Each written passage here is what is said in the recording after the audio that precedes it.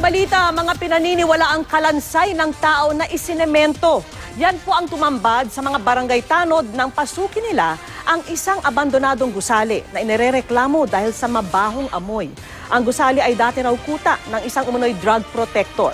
At nakatutok si Ivan Mayrina.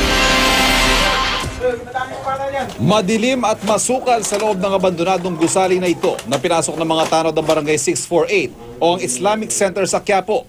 Matapos reklamo ng mga residente dahil sa mabahong amoy na nagmumula roon. Nang matunto ng pinagbulan ng mabahong amoy, sa buhos ng sementong ito sa ilalim ng hagdanan, tinigtik ito ng mga tanod. At maya-maya pa,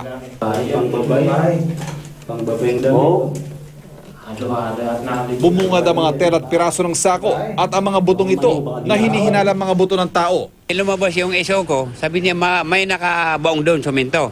3 palapag yun. May laman, may mga buto. Pinokpok nila na bakal. Yun, lumabas yung buto. Malakas ang paniwala ng mga homicide detectives ng Manila Police District na mga buto nga ng tao ang nadiskubre sa gusali.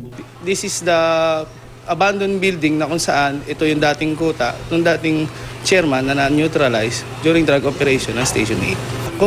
Kung walang nangyaring illegal dun sa lugar na, there will be no such graveyard dun sa lugar natin.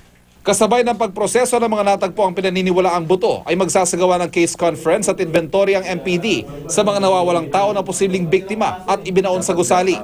Ayon sa mga taga roon, sa gusali ito nangungupahan noon ang ilang pinangingilagang mga kalalakihan sa lugar na tauhan umano ng dating kapitan ng barangay na si Faiz Macabato. Kilala ho sila mga siga dito kanyo? Ang kilala sa taon ba yan? Ayaw magsumbong yung mga baka balikan eh. Kahit ako, mangangamba ako eh. Sa isa sa pinakamadugong police operation kontra krimen itong nakaraang taon, kasama sa 7 napatay si Macabato na ayon sa pulisya ay protektor daw ng mga kriminal sa lugar. Itinanggi ito ng pamilya ni Macabato. Ivan Mayrina, nakatutok, 24 Oras.